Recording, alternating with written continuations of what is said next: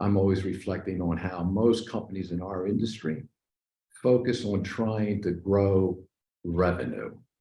Yeah. Like that's the leading key index, whereas my thinking's always been focus on growing the profit.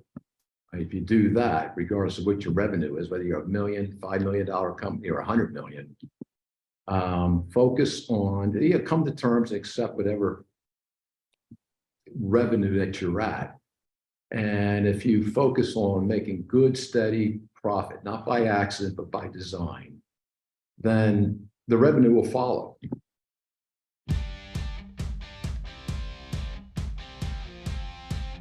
This is the Wealthy Contractor Podcast, brought to you by G4 Marketing. Interviews with today's top home improvement entrepreneurs about marketing, sales, money, mindset, and lifestyle. Now, here's your host, Brian Kaskavalcian. All right, everybody, Brian here. I'm here with my good friend Mark Curry, and Mark just got back from a little vacation away from home with his lovely wife, Kathy. Mark, you were gone for a little while. How was it? It was spectacular. Yeah, it was good to be able to walk away from the business for just shy of a month. And usually when I'm away, I'll still stay somewhat plugged in to the numbers and to the metrics. But this was a trip where I literally, truly was off the grid in every sense of the word. So Kathy and I, we went over to Europe, visited 4 different countries, and it was just a spectacular time. And it was very refreshing to, if anything, to reflect on having a business that truly is working for you instead of you working for it. So I'm now back home, of course, in the swing of things and inserting myself into. How'd it go while you were gone? Good. Yeah, everything's fine. Systems, processes are in place. I came back. There's a couple tweaks that I need to make where we maybe lost our way a little bit in some areas, but overall, everything's been rock solid. And there was more money in the bank when you got back than when you left? Well, I would say yes, same amount, right? In our business, it's always replenishing itself. Right. So I take it out and then it comes back in. Okay, there you go. That's the thing. You take it out, but it comes back in. So ideally, we're in Independence Month, the 4th of July. We're recording this in June, but I think this is going to be released in a couple of weeks. And we'll be right around 4th of July, Independence Day. And, it's really all about creating a business, like you said, that works for you, that allows you to live the best version of your life, whatever that means for you. I know you and I, we like to travel with our wives. Addie and I are leaving tomorrow. We'll be gone for, like you guys, for about a month. Great team in place. There'll be more money in the bank when we get back than when we left. And I think that's why we go into business in the first place, is to create something that we can rely on that will allow us to live our lives the way that we want to live it. So you and I are going to do a 3rd profit workshop in September. I think more important now more than ever. How are you? What are you seeing out there in terms of business? What are you hearing from your people and the people in your circles about, is business good? Is it not good? Are things slowing down a little? What are you hearing out there? Yeah, well, I find always, an interesting topic, and that everybody wants to keep their ear to the ground to the industry. After this call, I'm jumping into a podcast with a group of 12 other companies that we meet every Thursday afternoon. And typically that is the question. Everybody's trying to find out how everyone's respective business is doing. And I guess some of that is normal, right? Or how are leads? Are they drying up? What's the forecast of the economy? Is winter coming? Meaning, does everybody need to tighten their belt? If sales drop a little bit, people go into panic mode, and everybody tends to look for these trends. But I'm always in situations like this, Brian. The name that comes to my mind would be Warren Buffett, right? Because when he's the patriarch or the leading icon of the stock market. And in the stock market, right, we all know that there's two types of markets. There's a bull market, and then there's a bear market. And so with Warren Buffett, and you can research this. This is all common through the YouTube videos and stuff that he has posted. The leading question that he's always getting asked, Warren Buffett, is, what's your secret sauce? How do you time the market? And he absolutely resents that question. He doesn't even understand it. He hates answering it because there's no tea leaves that he's reading, whether it's going to be a bull market, a sell-off, or, into a bear market. All he does, he doesn't change his pattern of thinking. He focuses on one thing, and that's the fundamentals. And that is, he buys healthy companies. He evaluates their P&Ls, he looks at the leadership, and he makes his decisions strictly on that, irregardless of what kind of market that we're in, bullish or bear. Yeah. And I oftentimes reflect on that because I think even Warren Buffett realizes there's things, economical factors that he doesn't control. So whether the economy is good or whether it's bad, sales are up, sales are down. What is it that we can control as business owners? And that's what I always go to. That's my home base of where my focus always is controlling the profit, right? Whether the revenue is up or down. If there's any pearl of wisdom, I'm always reflecting on how most companies in our industry focus on trying to grow revenue. Yeah. Like that's the leading key index, whereas my thinking's always been focus on growing the profit. If you do that, regardless of what your revenue is, whether you're $1 million, $5 million company, or $100 million, focus on, come to terms and accept whatever revenue that you're at. And if you focus on making good, steady profit, not by accident, but by design, then the revenue will follow. So profit comes first, revenue follows. And so more directly to your question is, I'm not the one that will be making those phone calls to peers, to other industry leaders saying, hey, what are you doing? What are you finding? I try to insulate myself from that the best I can. Yeah. So it's interesting because I know how you're going to answer that question, and it is a loaded question. And it's funny. So I'm going to tell you three things. I had to write them down just so I didn't forget. So we had our mastermind group check-in calls yesterday or the day before, and out of the 24 companies, I think 20 of them showed up out of the two groups.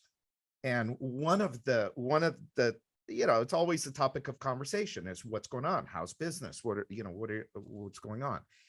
And it's interesting the different things that you hear. So one of the people, husband and wife team, the husband said, oh, we're hearing from the supply house how it's slim pickings out there and how people are struggling.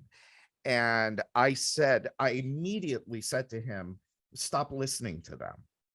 It doesn't matter what they say. it only matters, like you said, it only matters what you do and what you can control. And it's easy to get caught up in the what is going on out there in things that we can't control. We can't control the economy and interest rates and all that. All we can do is adapt to it. And when you've got these tools, like understanding a P&L, like understanding chart of accounts and how profitability works, you can make adjustments. So one of the guys in the group, you know him, he's been in the profit, he was at the profit workshop. Business is great. By the way, he's in the same market as these people and he's killing it. So it's kind of funny, when you hear on one side of the market is telling, oh no, it's slim pickings. The other, somebody in the exact same market that sells the exact same product, by the way, is just booming. Business is booming. And he said his profit was a little bit down and he's at 12 points. And immediately my question was, well, what are you going to do to make up the 3 points? Do you know where you're going to get it from? And he said, yes, I know where I'm going to get it. And so this is one of the guys that's been to our profit workshop. So he knows the line of questioning. And more importantly, he knows where to go and look for it. Yeah. Amen to that. Right. So amen to that is right. Yeah. You think about by the way, one of the other interesting things that's happened a few times over the last month or so while you were gone is some of the conversations that I've been having. We're having people talking about their gross margin, and gross margin affects everything. If you don't have the right gross margin, it's almost impossible to make money. And so it's good to hear people starting to think in terms of profit rather than, like you said, thinking in terms of revenue. And another guy that was at LeadCon a couple weeks ago, we were talking about, he's another guy that's been to the profit workshop. In fact, he's coming back for a third time, by the way. He gets it, but he's coming back for a third time just because he wants to make sure that, he doesn't miss out. But him and I were talking, and if there is any kind of downturn, he said, Brian, I'm not worried because I know what my model is. And so if I go from whatever, $6 million in revenue this year or last year, and we go down to say 5 million, he said, my profit is going to stay at 20%, or, he's at about 20, but 15 to 20%, depending on the model. Right. And he said, I'm not worried because I know how to make adjustments. Yes. So that if sales do come down, so a lot of companies out there, sales start to come down, it goes straight out of the bottom line. That's correct. Yeah. So planning. Yeah, I was going to say to you that that's the fundamental psychology of a lot of business owners who don't really have a true handle and understanding of how they make money, meaning their profit and loss statement. And that's where they're always calling other people in the industry or peers or colleagues and finding out how they're all doing. And those conversations normally take place when the economy starts softening up or the leads start tightening up a little bit. And what the psychology here is that, let's just call it what it is. People are looking for solace. They want to have a beer to cry in. And it's not just me, it's everybody else. So they can accept their fate of this is why I'm not doing so well. It's okay. It's not me. It's the industry. Everybody else is in the same boat. And that's why I made the comment previously, how I always try to insulate myself from that. Yeah. And it's not always easy. I'm as human as the next person, subjected to those types of things. But I'm consciously aware that what's going to happen out there is going to happen. I got to control the things I can control. And when you're in, just like the testimonies that you just shared with some of the people that attended the profit workshop, that's the value of it. Because once you really understand how you make money, you're not making it by accident, you're making it by design, and you're in control of that. And you're not pushing panic buttons. You know exactly what to do. If the revenue drops 15, 20%, then you make the necessary adjustments you need to make to make sure you are hitting all those P&L standards, those subcategory standards, to be able to look at that P&L, troubleshoot it the right way, and make intelligent business decisions. And again, there's a little, commercial on the Profit Workshop. That's the value that this thing brings, that 2-day seminar, right? I mean, the testimonies that we've gotten have been phenomenal, right? I mean, we've seen people, I've gotten feedback from people, business owners that were for years just getting by, either losing money or making, breaking even at best, that had immediately overnight gone to making over $1 million, with these principles and practices that we've been bringing to the forefront of our industry. And it is quite interesting in that, in all over the years, all the symposiums, seminars, and stuff that we've all attend, the predominant topics are always sales methodology, leads, marketing, all good stuff. I mean, very important stuff, and it's forever changing with the advent of all the technology, all the different types of software. So not to diminish that or undermine the importance of that, but what is missing and has been forever in our industry is the playbook for the business owner, right? Every company, well-ran companies usually have playbooks for sales methodology, some type of an SOP for their call center, the scripting and all those processes. Companies have the reports with their KPIs. But at the end of the day, after everybody leaves and the owner's sitting at his desk, what meeting is he having with himself, him or herself? And that can be pretty lonely at times, right? So, you got to have, that business owner needs to have that playbook that says, all right, this is what I need to do next. And that's the practicality of what we bring to the table in that 2-day profit workshop, right? Yeah. It's not an accounting seminar. It's not about, tax accountants and saving money on your taxes or bookkeeping, transactional bookkeeping. It's really, it's a business school. It's an academy of business school for owners in our industry, and very specific to our industry. And I think that's a real game changer, and it's been refreshing to get that type of feedback that we both have received independent of one another from past participants in the Profit Workshop.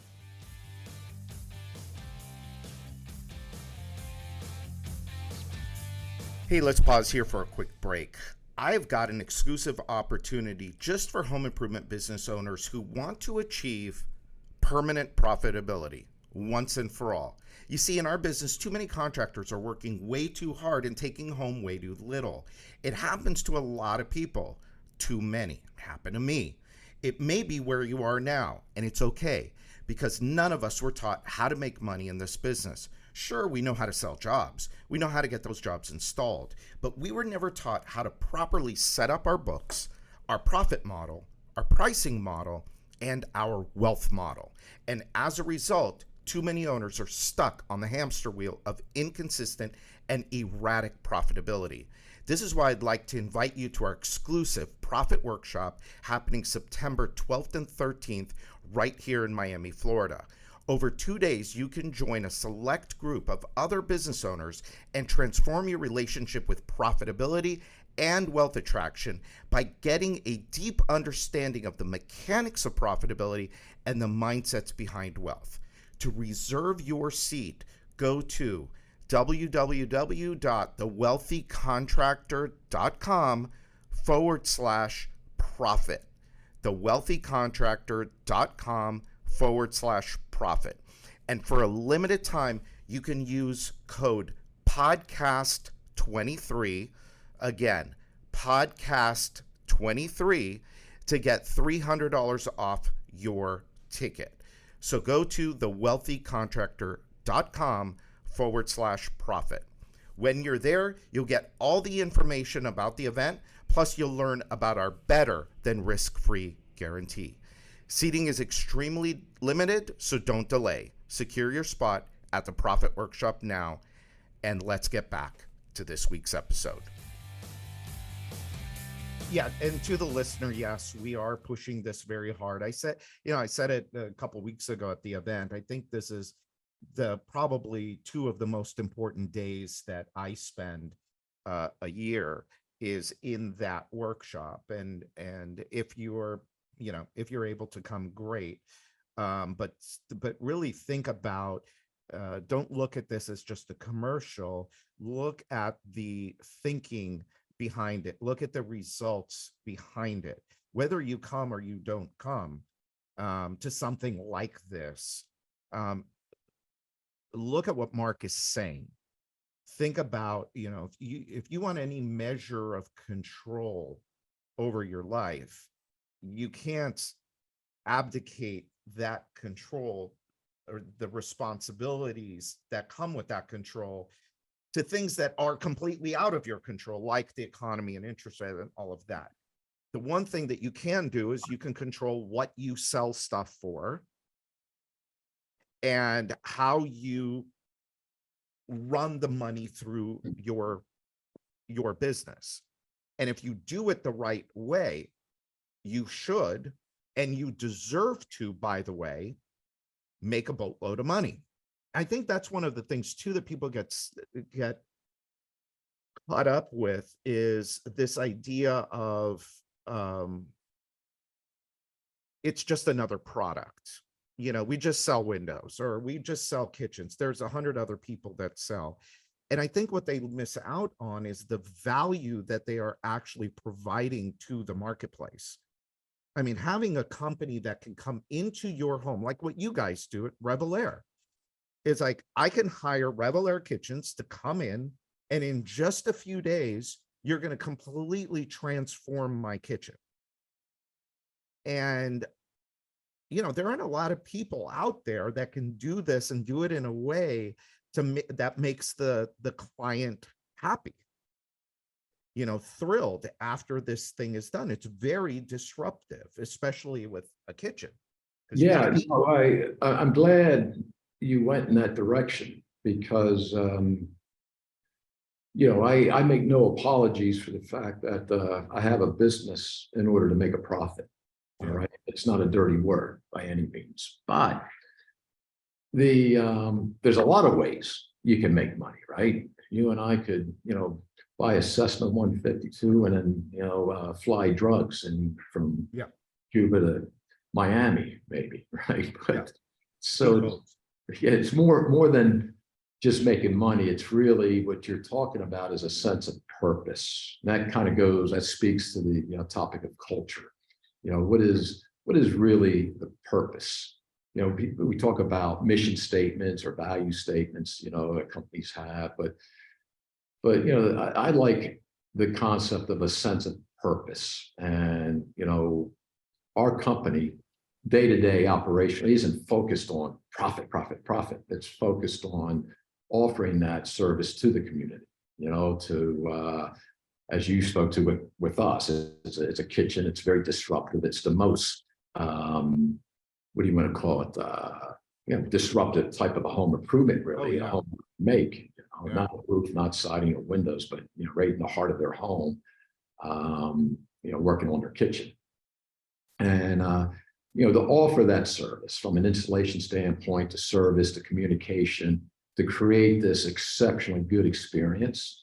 And look, don't get me wrong, we're a work in progress, right? We're tripping over ourselves every day and doing, making mistakes and stupid things.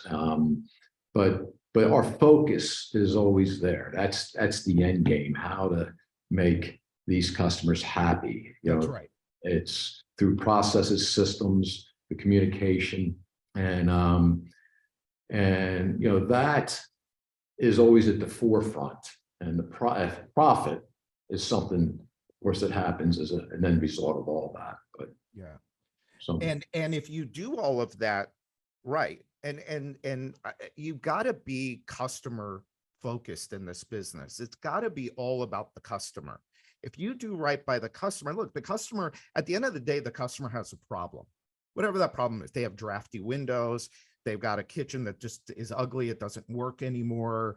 the hinges on the doors are coming off, and it's just not practical anymore. They have a leaky roof, whatever. We can go on and on. They have a problem.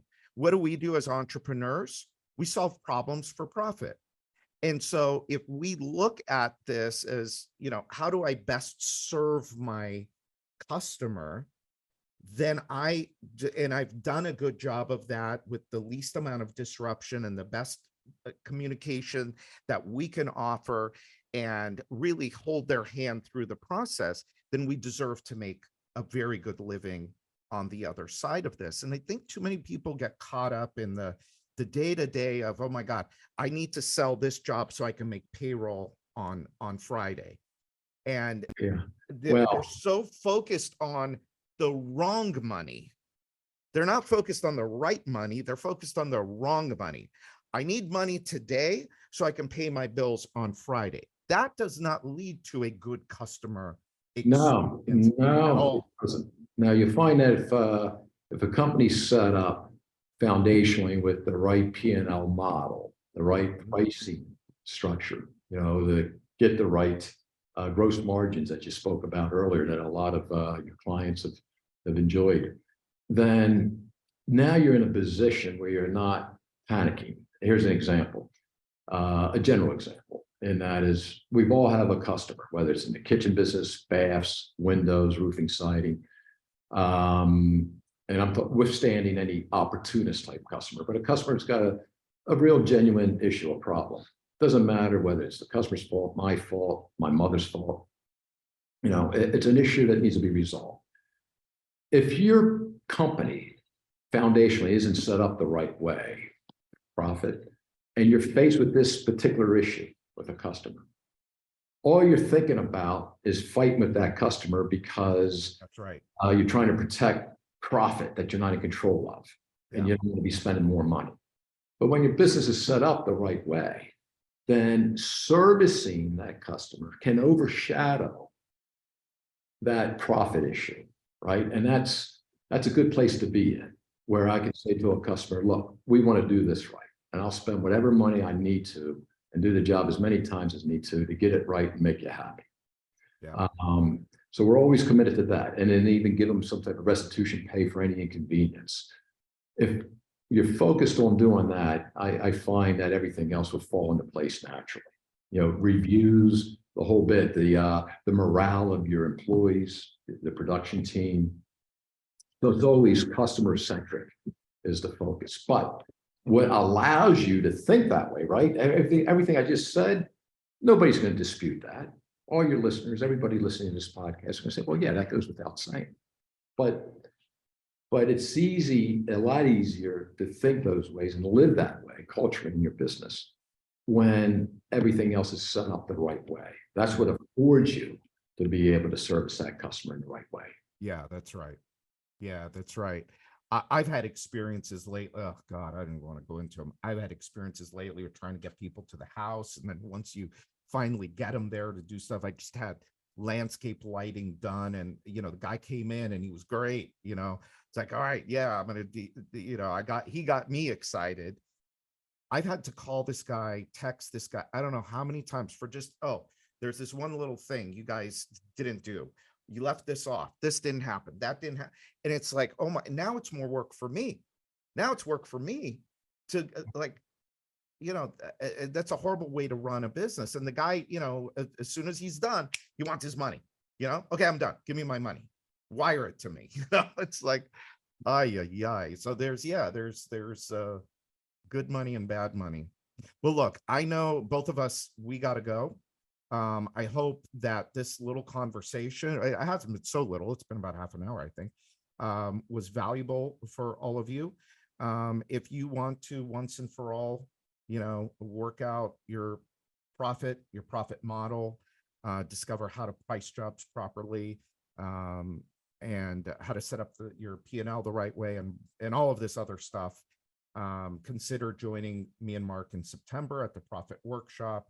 You can go to thewealthycontractor.com/profit and learn all about it there. Any final words before we sign off here, Mark?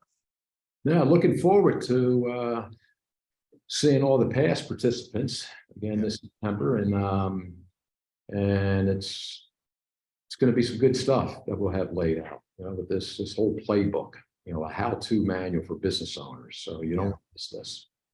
Yeah, it's exciting. And I'll just say this to all of you that are listening: don't listen to the noise. Don't listen to what other people say. Don't listen to what your supply houses say. Just stay focused on serving your customer. Serve your customer. Do right by them. Have checklists, so you don't forget stuff. Like in my case, if these people that I hired just had a damn checklist, I don't know if I would have, be having all of these issues with them. But really focus in on the customer. Really focus in on the service that you provide to your community. It is very valuable what you do. Improving somebody's home is one of the most difficult things to do out there in terms of business. So you deserve to make money. You deserve to build a business that runs independently without you having to be there, like Mark's business does, and thankfully how ours does. And I hope that for all of you. So until next time, this is Brian Kaskavalsian, and this is the Wealthy Contractor Podcast. Thanks for listening to today's episode of the Wealthy Contractor Podcast. Let me ask you, did it help you look at your business in a different way? Did it spark an idea or ideas that you hadn't thought of before? Do you have a list of action items that you can take and implement into your business or your life today? I really hope so. If it did, I'd like to ask you a favor. Would you leave a 5-star review of the podcast? By doing so, you'll help other contractors find the podcast more easily so that we can help them achieve more success, wealth, and freedom. And before you go, make sure you subscribe to the Wealthy Contractor Podcast so you get access to the latest episodes as soon as they're available. We're always striving to provide you with great content, so you don't want to miss what's coming up. In fact, if you haven't already, make sure you go to thewealthycontractor.com and get your free copy of my latest book, The 7 Secrets to Becoming a Wealthy Contractor. Just pay shipping and handling, and I'll take care of the cost of the book. And finally, a big thanks to G4 Marketing for sponsoring the Wealthy Contractor Podcast. For over 12 years now, G4 Marketing has been the secret back office relationship marketing team for hundreds of home improvement and home service businesses just like yours. You get the customer, and our proven system turns that customer into 5-star reviews and profitable repeat and referral business. If your home improvement or home services company completes at least 10 jobs per month, they have a solution that will work for you. To find out more, sign up for your free, no obligation, 10-minute discovery call at www.gfourmarketing.com/strategy. That's GFOUR marketing.com/strategy. Set your discovery call up today, and they'll help you set your business up for long-term profits and success. So until next time, this is Brian Kaskavalsian.